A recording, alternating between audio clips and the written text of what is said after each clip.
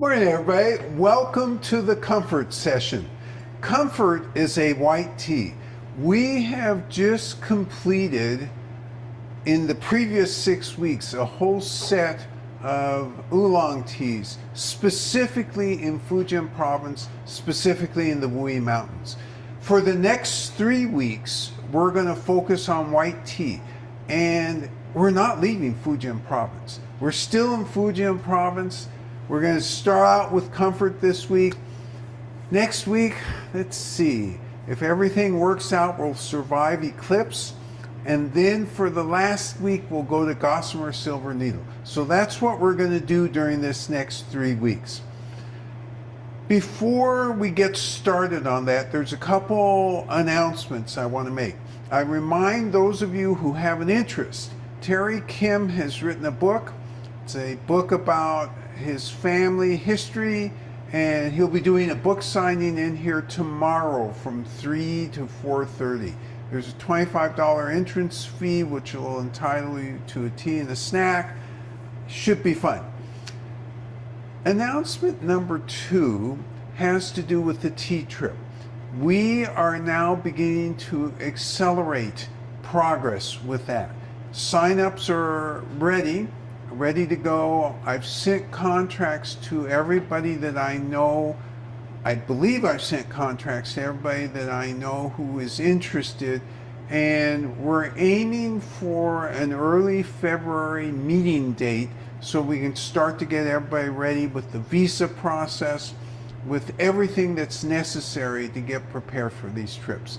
So that's the 2 important things that I wanted to bring up. So let's jump into the history of white tea. Let's get ourselves grounded first. And let's start in a place which is always the most difficult. And over the years, I've struggled with this because I've always told you that tea in China starts with green tea. And historically, as we look at documentation and as we think about Chinese traditional medicine, we now can imagine, in fact, maybe the white tea modality, though it wasn't called out that way, probably existed, maybe a couple thousand years ago. And that's when they were treating tea like a medicinal herb, and basically they were picking and drying and then consuming, essentially. And so one could make the argument, and I would not argue with you, that white tea inherently was the start of tea. Suffice it to say, after tea became a regular beverage, that was not the modality that was used. Green tea was the modality that was used, stopped the oxidation, and preserved the freshness. White tea, you have some small amount of oxidation, but that all went away once it became a beverage, and it became a beverage a little under 2,000 years ago. And that's why you don't see white tea mentioned in history all the way until the 1700s. So in the 1700s, and it would be 1796 would be the year to think about, in Fuding, and by the way, comfort comes from Fuding, which is in Fujian province. And so let's use mental imagination to think about where Fuding is. So envision Taiwan, and envision you're standing on the southern end of Taiwan and looking across the straits. Straits are the water in between Taiwan and the mainland. And you know, you have to look in the right direction, because you can look across the water in the other direction and you won't see anything. But let's say you're looking towards China, which would be to the east, and Fuding is on the coast, just almost directly as you look across the straits. It's a little south, but that gives you a little bit of an idea. For those of you who have saved the Wui Mountain maps, if you think of Wui Mountains, they're in northeast Fujian province, right at the northernmost point. If you went west to the ocean, you would essentially be west and a little bit south. You'd essentially be in Fuding. So let's use another type of mental math here. Fuding is a 4-hour drive towards the west from Wui Mountains. So that gives you a little bit of a picture of where it is. It's famous for a lot of reasons, but in terms of white tea, it's most famous because already it's recorded in 1796. They're doing a process which is essentially the white tea process. They are 100 years in advance of Zhenghe. So Zhenghe, which is to the east of Fuding, and it's to the east by a couple hours, maybe a couple hundred miles, not a couple hundred, about 150 miles to the east of Fuding, in 1886 starts to do a white tea process. So comfort is Fuding, so that's where we're starting at today. And this white tea process essentially never became hugely popular in China. So as a percentage of the total crop, it's always been under 1%. These years it's 2, sometimes up to 3%, something like that. But it's not a big number. Nonetheless, the health benefits associated, and we aren't going to spend a lot of time today with health benefits. We're going to spend much more time in the upcoming weeks with the alleged health benefits. And what I should say, those alleged health benefits, as well as interest from Japan, as well as interest from the West, has continued to promote white tea growth. The government in Fuding early on has promoted white tea. So why did they promote white tea? What was it that they used to promote white tea? They talked about white tea being great when kids got measles. It helped them avoid scars. Any other skin ailments, white tea from the Fuding local knowledge was, hey, you drink this white tea and everything's going to be okay, whatever the skin condition. We know today that white tea in general is highly anti-inflammatory. We know it's full of polyphenols. And what else do we know? How about a plant protein called L-theanine? L-theanine is a reminder, calms your body physically, and brings you to mental clarity. These are all the things we know about white tea. But what is little known in the West is something we're going to spend a little bit of time with today, is the aging of tea. This aging of tea, and you heard me refer to that when I talked about the Wui Mountain teas. And talking about, well, the aging of the tea, once it gets more than 10 years old, or 10 to 20 years old, the health benefits change. And they're doing lots of research, and I referred to that last week in terms of research on those cliff teas. And they've had huge successes in identifying aged white tea aged oolong tea is great when you're trying to fight or help reduce obesity.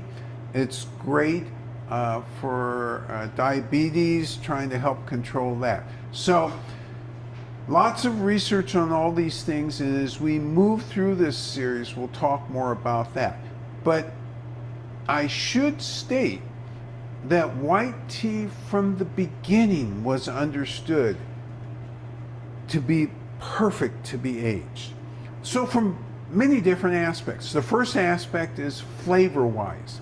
What happens when you age white tea? When you age any white tea, now, and of course, let's not be silly with this, because if you have bad white tea and you age it, can you age it into good white tea? The answer is no.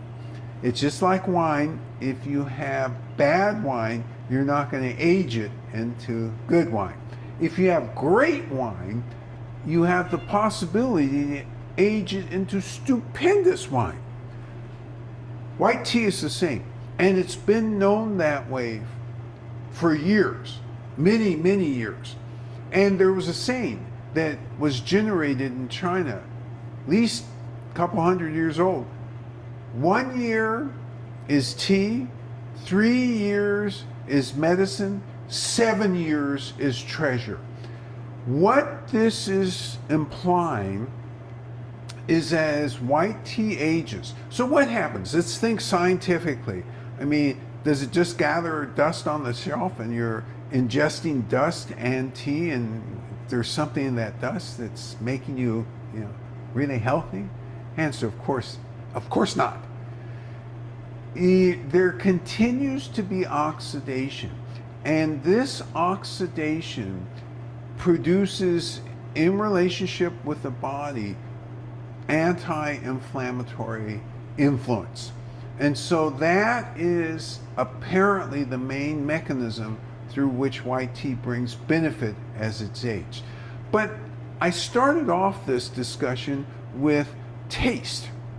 What happens with the taste of white tea? It becomes deeper as it ages. The leaves turn color, and that deeper flavor tends, but is not always this way, but it tends to have either a slight Chinese date flavor or a slight fruitiness to it. It gets deeper, you get more steeps, you can brew it less carefully.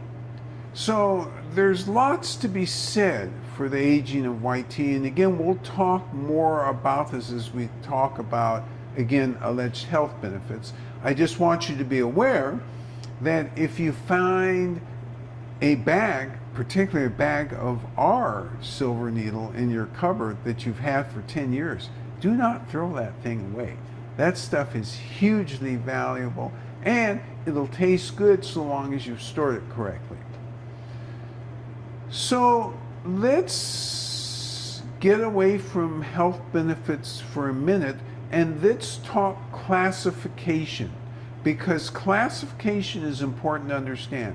Because you go to tea places, you go online, you look up silver needle, you look up white peony, you look up something called gungmei or shoumei, and these are all classifications.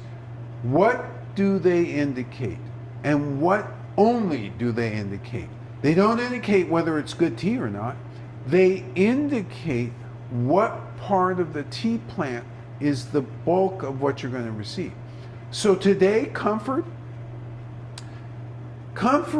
belongs to the silver needle classification. So all silver needles are buds only.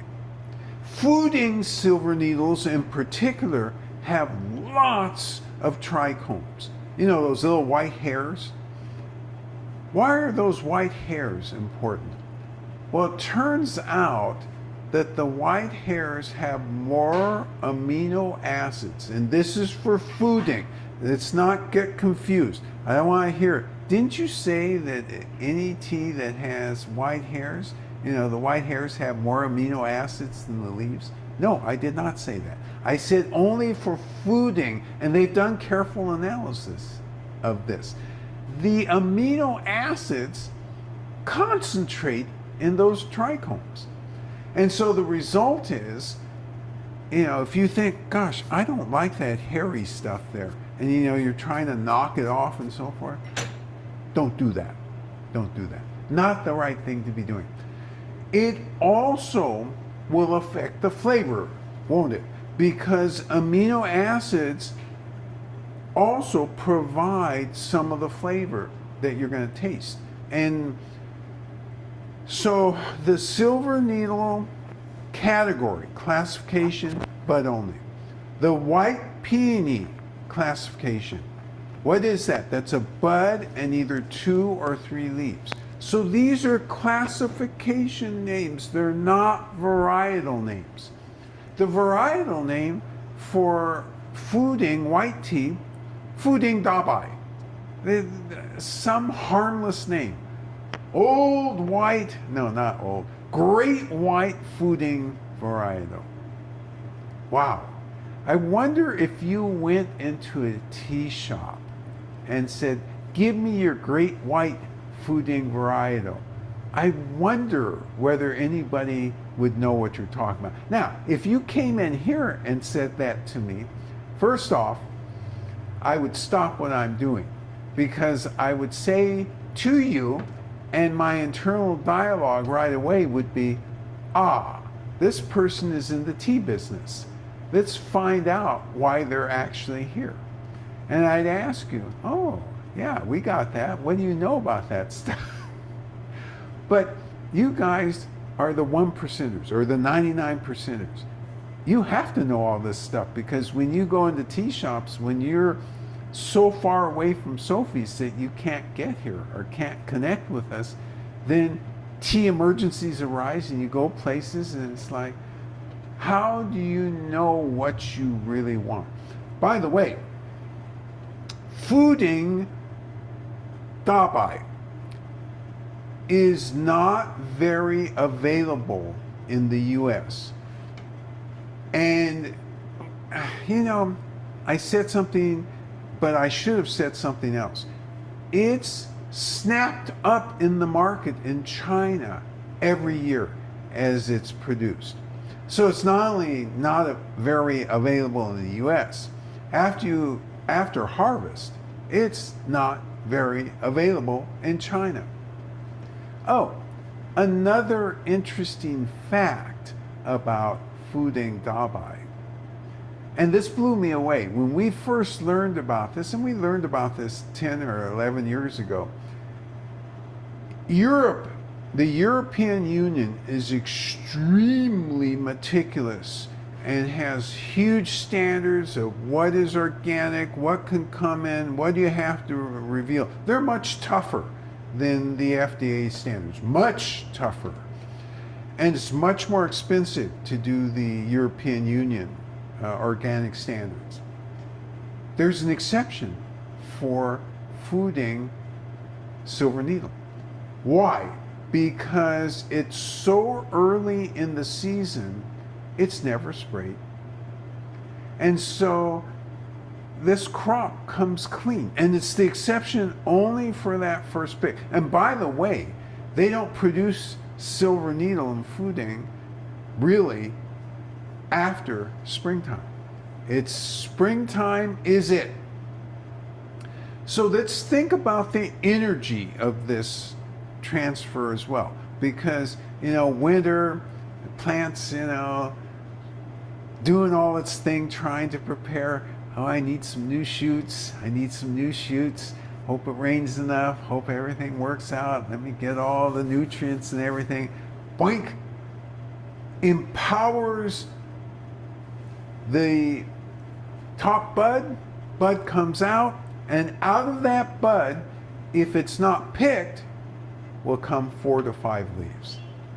So, why is the cost of this? Well, let's think about this. I gave you a clue, and I apologize, I didn't warn you we were going to do all this math this morning. You know me, 8-letter or more words and math. Those two things, once I get going, I don't stop. So in an acre, about how many pounds of those buds would be produced? Let's see, let's do some math. You don't have to do any math. I'll do the math. Oh, 4 pounds. 4 pounds per acre. That's it. So this gives you a sense of the relative scarcity and why it's so expensive. As white tea becomes more popular, and believe me, in China, it's year by year becomes more and more popular. Again, associated with health and beauty benefits. Skin beauty, that's what I'm talking about. It's because the population in China is starting to drink so much more. So we'll do a little bit more history, and then we'll get to brewing. So let's think again from 1796 all the way up to 1949. So let's go through the periods of dynastic decline.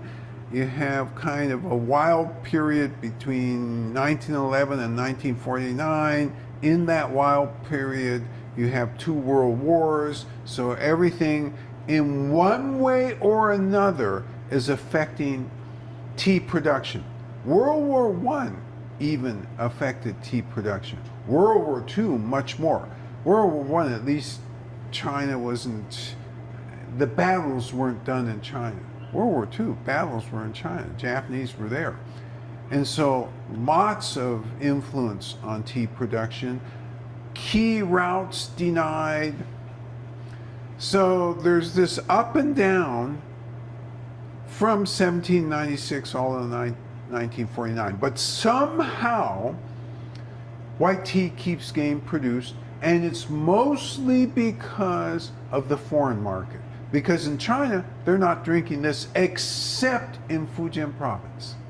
In Fujian province, especially the parents, they know, oh yeah, we gotta have this for our kids. And by the way, I feel good when I drink this stuff. But for the rest of China, they really weren't drinking white tea. It was an exception for them to be drinking white tea. So you come swinging into 1949, the communists come to power, things change in China. And so really, red tea increases because China needs foreign currency, and so exporting to Europe, exporting a lot to Russia, exporting to Southeast Asia. What else are they exporting? They're exporting a tiny bit of white tea. And so one of you is going to ask me this question. So this is why I'm starting down this path. Why wasn't it in the 1950s, when the Chinese did the 10 most famous teas in China, why wasn't white tea on that list? I know this has been a hot burning question in many of your minds. Let me answer that question. It was never given the chance. It was never offered as being part of what should be judged to be one of the best teas. In 1982, that was rectified. And so white tea, particularly silver needle and white peony, started to garner a lot of attention. And in 1982, it was listed as, hey, this is one of the famous teas in China. So that was a historical oversight in the 50s. So again, you've heard me talk about that 50s list. We've talked about Dragonwell and Scarlet Robe and all the other famous teas, but no white tea on that. But by 1982, yeah, white tea is important. It's famous. You know, let's talk more about that.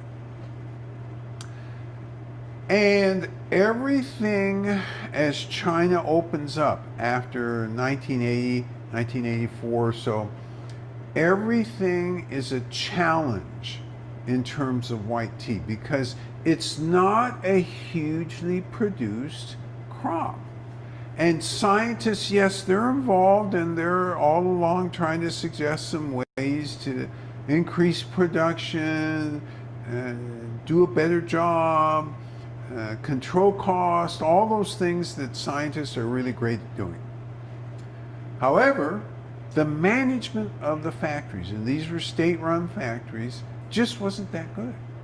And so in 1999, they dissolved those factories and allowed individuals, and it was mostly individuals who were in the tea industry, to buy those at a very cheap price and then go in production.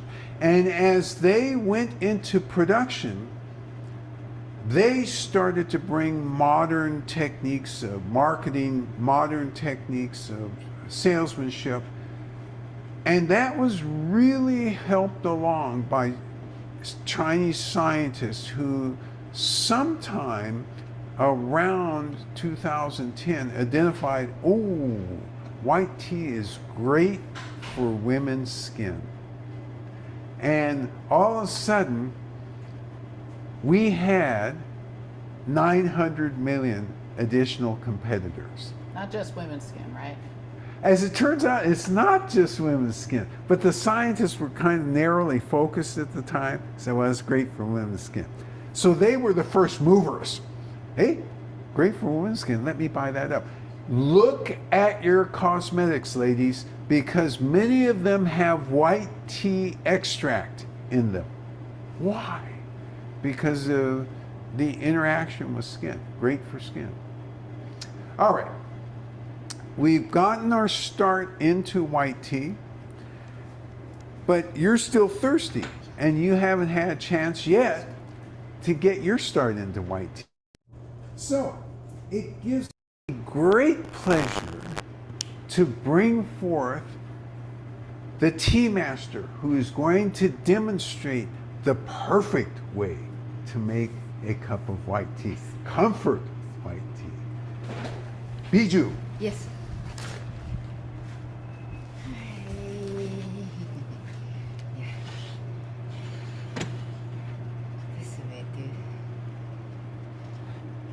So she's showing you the setup.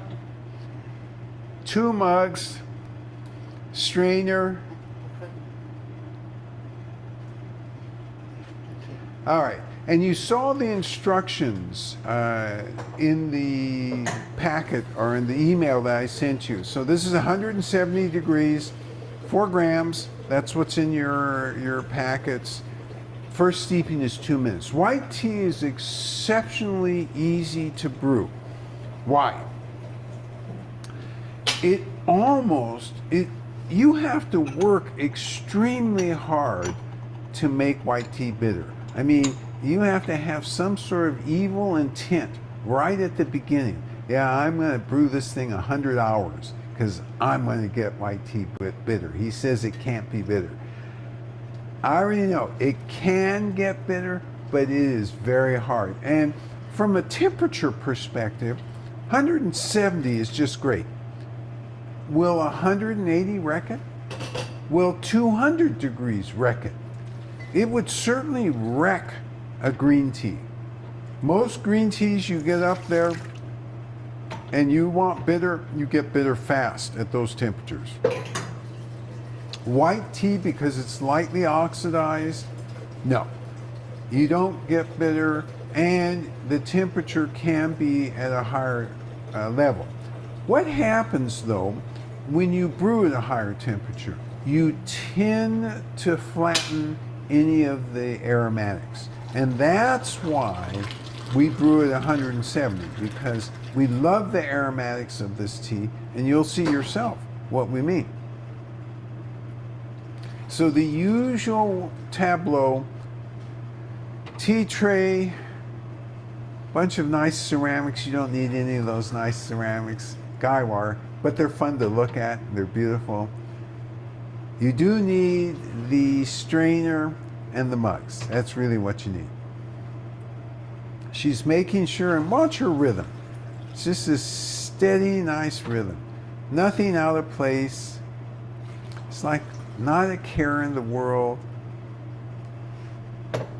Making sure that the cups are absolutely clean and pouring back in the pot, because the pot has a neck to it. So the result is you can control the pour much easier. You notice Tea Master does not handle the leaves directly. They're on a bamboo little plate, and she has a tool to move the leaves from the plate into the cup.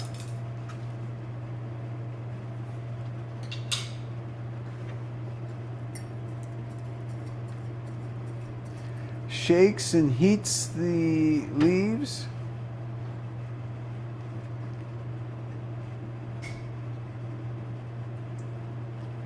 Jonathan asks, it seems you have a number of amazing needle white teas in the shop from Fuding. If I came in and ordered a dabai from Fuding, would you need more from me, more information, or would you just give me this tea called Comfort? This is a great question. I appreciate this one, Jonathan. So he says really the following. Okay, so you've taught us to use, when we want to show off that we really know stuff, Fuding, dabai. I want that varietal. So if you go into a shop like this and ask that, like I said, I start asking you further questions. First off, I test whether you're just using words and don't really understand. But once you pass that test, then we start talking about what are the aromatics that you're looking for. Are you looking for something that has hints of floral? Or are you looking for something that has hints of sweetness? So we get down to parsing out what you're really looking for.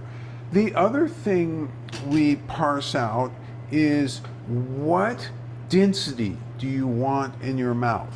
And this is really important, especially with white tea, because if you drink this too fast, you don't think about either of those questions. But if you're going to come in a shop and use those words with me, then obviously you're thinking about those questions. And therefore, you'll have answers for me. Oh yeah, I want a full body. And then we'll have a real conversation. So that's what happens when somebody comes in. And in China, actually, part of what we do is, okay, is this, we ask one further question, by the way. Is it from Taimu Mountain?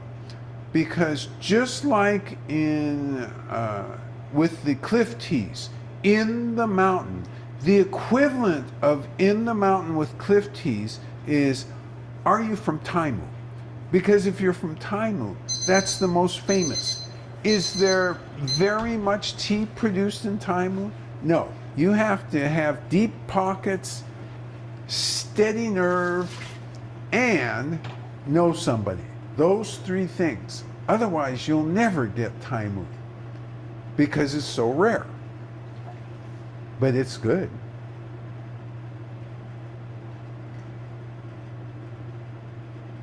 Okay, the 2 minutes expired. Tea Master separates the tea leaves and saves them. And I want to make a point about that in a minute, so I will do that in a minute. Let's enter the, no, you don't enter. I enter the quality arena. I'm going to take a look at this. Oh, wait a minute. She gave me just a cup of hot water.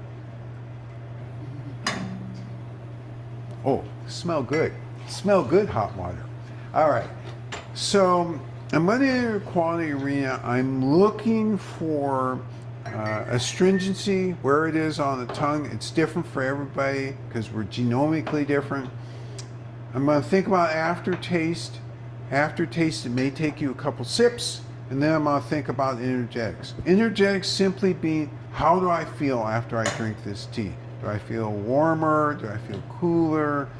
So that's what I'm going to do.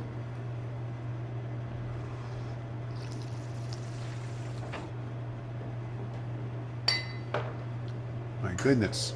Okay, I have a clear astringency signal. By the way, when you do this, take notes. We always take notes in China. That's why we know and are so careful about what we get. We can't be baited and switched. Cannot happen because we take such good notes. I'm going to take a second sip. In addition to verifying what I think I tasted in the first sip, I'm actually going to pay attention to aroma and the taste.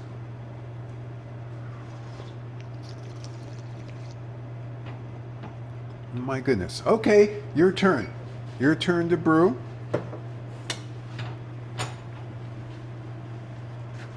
So one of the things that I noted in the brewing instructions is you get 3 nice cups of tea, 3 16-ounce cups of tea with this 4 grams.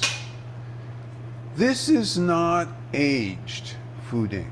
If this were aged 10 or 12 or more years, you'd be able to get 5 cups or 6 cups. Because interestingly, and this is something we didn't know when we first started, but we've sure learned, this stuff gets more and more powerful in terms of flavor and apparently benefits as well.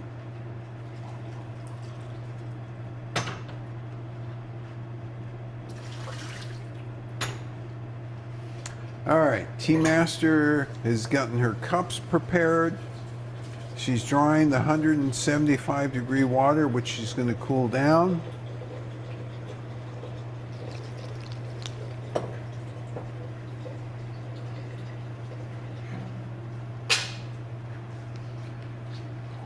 Dissipating the steam, aerating the water. Just a nice rhythm.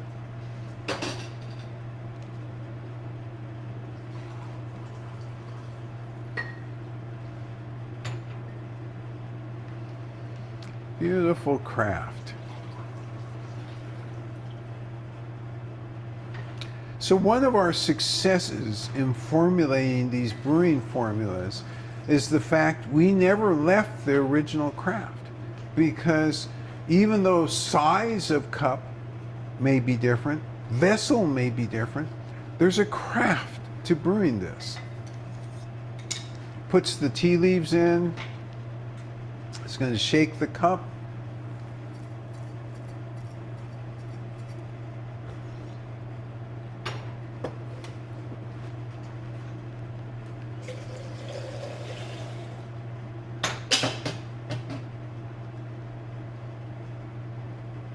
Pours the water on the side of the cup, trying to pour essentially underneath the leaves. The timer is set for 2 minutes. Peter asks, what are the main classifications of white tea beyond the ones that you've mentioned? So there is the gungmei, which we call spring tribute in here, and then there's shomei, which is the Taoist eyebrows. So the gungmei has usually 3 or 4 leaves, and normally not very many buds. The shomei is almost no buds at all, and it's 4 or 5 leaves. So it's interesting when they pick, at least in Zhenghe when they pick, and every place is slightly different, but the rhythm is about the same. So they'll pick, they look at what they've done previously in fields, and they kind of follow that rhythm. And when it comes into the plant, so the plants use different rhythms also. So for example, in Zhenghe, where we get tea from, it's all sun-dried. But this is sun-dried, but it's also dried lightly in an oven as well. So they don't have the same space that the Zhenghe people do. Zhenghe people have a whole, gosh, I have to say that's probably 4 acres when you think of the plants that are on there. And I'm talking about the physical plants, not the plants. and you look at the space where they lay everything out, huge old courtyard and hundreds of trays. Whereas in Fuding, the place where we got this, the whole plant is probably, gosh, I want to say probably laid out on no more than 2 acres at most. It's less than that. And so they have more ovens, and they lightly dry in addition to sun dry.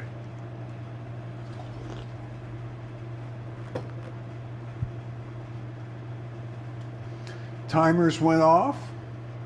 Nice rhythm, separating the tea leaves from the tea water.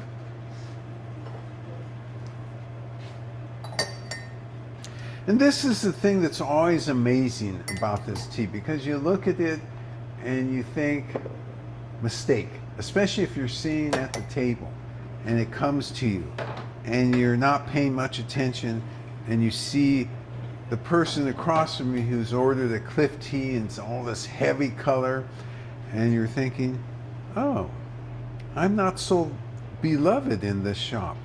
They gave me this glass of water.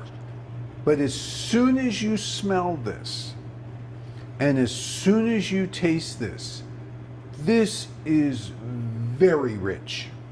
Yes. Jennifer observes the aroma of the tea liquor has a light, earthy, floral scent, but not overly cloying. Light, earthy, floral scent, not overly cloying. Jennifer notes on this. What a great start.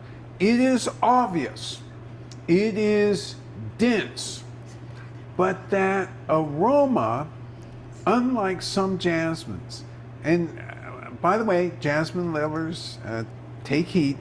I appreciate jasmine, but some jasmines sometimes have a really intensity of floralness. This is an intensity of floralness in a different way, not so much the aroma. And therefore, our ability to tolerate this, not only tolerate this, like this, is different.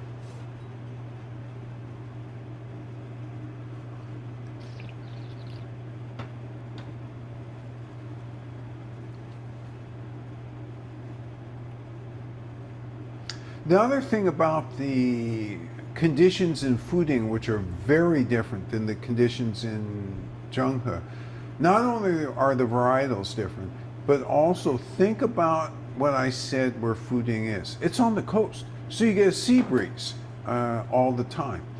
And that's a different feature than Zhenghe, which is interior, it gets humid, it gets very uncomfortable. Yeah. Rob asks, can you tell from tasting a white tea whether it was caked versus one that was loose? This is a great question, and it's a layered question. So I have to give you a layered answer. So Rob's question is, if you're any good, can you, when you taste a tea like this, tell whether it's been caked, made into a cake, or it's just strictly loose leaf? And that is without paying attention or seeing it brewed. Can you make that distinction? So here's how I would answer that. Right, let's see, for same year of production, you can tell without question. Once it starts to age, then it's interesting. It ages different in loose leaf versus a cake. And I can tell a difference, but not in the very beginning. In the very beginning, the loose leaf is so prominent, the flavor is so prominent, and that's not what you would get if it had been done in a cake. Yes. Aaron observes the flavor One moment. The flavor has a grassy sweetness to it and a silky mouthfeel. Love this description by Aaron. Silky mouthfeel and a grassy sweetness. I love that description. I'll tell you why. Because the best of the white teas should never be anything but silky. They should be especially the needle white teas, they should be very mellow in the mouth. And by the way, as they age, they get even more mellow. Jennifer says the flavor of the tea liquor draws me in and entices me to drink more. Again, there's a light floral scent, freshly cut from the garden. And let me get the last piece of this. And the tea liquor has warmth and weight. Warmth, weight in the tea water. There is a floralness that draws you in. And let's go to the weight portion of this, because if you had come in and said, I want something with more weight, we would have gone to this.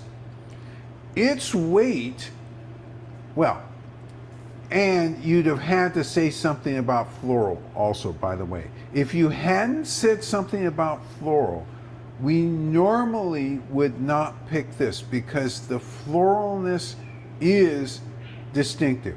I love the fact, again, of that warmth and of Aaron's silkiness. It's the same thing. In essence, it's very comforting. Oh, hence the name, comfort. Yes. Peter observes, I immediately noticed the astringency above all else, but didn't expect those flavors and qualities to emerge so fully from behind the skirt of the astringency as I go forth into the cup. Love this comment. So Peter makes a distinction here. And this is important. And this is why we always enter the quality arena first. Because if we don't pay attention to astringency, especially with a tea like this, you're sitting and talking, or you're sitting and trying to write something, you don't notice the astringency. You go right into the flavor and the warmth and the weight. And Peter's comment belongs to the 1%ers, because you stop, you figure out what's going on in your mouth, and then you have this pleasant surprise of everything that follows. Great catch on that. Jonathan observes, not only is the tea water thick, the aftertaste is thick too. Amazing that it remains in the mouth so beautifully. Oops, drank that way too fast. Yum, so glad I can get a couple more steeps. This is a great comment because, yes, I appreciate this one, Jonathan. It's very dense, not only on the initial take, but the aftertaste. It resides in your mouth. It doesn't go away. It keeps you engaged, and by keeping you engaged, you keep drinking, and you drink fast. Great comment. Rob says the tea water has a scent that is like the smell of the ocean, but without salt and fish. So Rob talks about it has a scent of ocean without the smell of fish and no salt. And no salt. I love this comment because this is a way of saying lightly umami. And in fact, as an undercurrent to that sweetness, to the floralness, and to the density. So there's just in the background a little stream running back there. Really nicely identified. Kat observes, the aroma reminds me of sun-warmed skin between dips in the ocean. Ah, aroma of sun-warmed skin between dips in the ocean. So this is a comment which again talks about the comfort of this tea. I shouldn't use the name for it. This is a comment which talks about the ease of drinking this tea. The fact that it actually does make you warm. And this is counterintuitive because all of you who know us well, when we talk about cooling teas, we normally say from a TCM perspective, traditional Chinese medicine perspective, white teas are cooling teas. But I'll tell you what, I'm not cooled at all this morning. I actually am feeling a pickup of heat. So I'm actually a little surprised. And that's part, I think, of the density and the potency. And remember, we made this at 170. So if you had made this by accident at 200 degrees, that floralness wouldn't have been like it is, but the density would have been there. Peter says, I'm finding an uplifting energy to this tea. There's a buzz to this energy. I'd experience it on the surface first. Great comment. Peter talks about a buzz of energy. I love that we're talking about energetics, particularly with this. And let's talk about why this is true. It's true because of that L-theanine. That buzz is a direct result of kind of the L-theanine interacting with your body. And again, it's not an unpleasant buzz. And it's not a buzz which is not relaxing. In fact, it's actually relaxing. And from a mental perspective, and I assume that this is part of what the buzz is for you, Peter, stimulating. Absolutely stimulating. And people ask me, well, what tea do I start off with? And I tell people, in the mornings, I typically have to do close work that requires accuracy, attention. And I start off with white tea because it gives me, in quotes, that buzz. And it's a mental buzz to stay focused.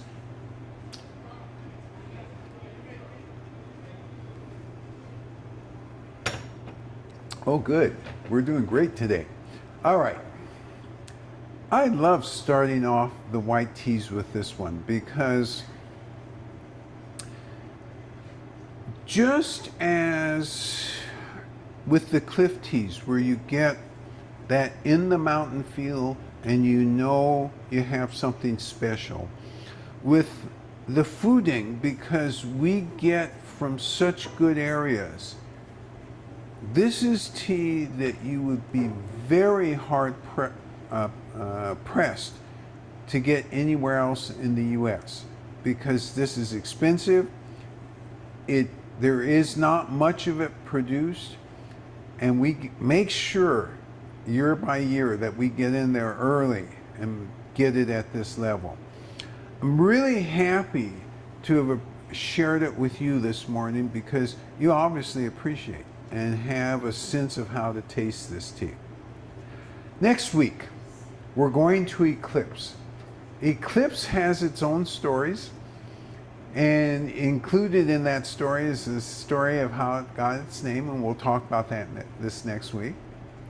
Your responsibilities this week. Your responsibilities are to stay healthy, and we all truly look forward to seeing you next week. We'll see you now. Bye, dear people. Bye-bye.